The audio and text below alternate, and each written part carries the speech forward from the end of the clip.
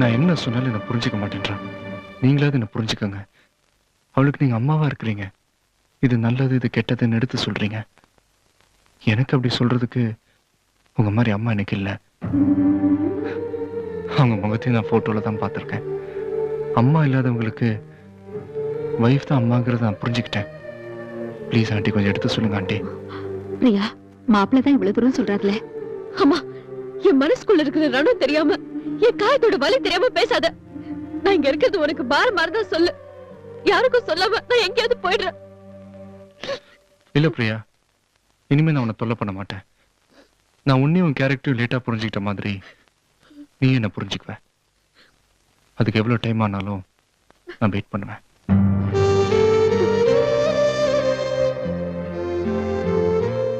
I love you, Priya.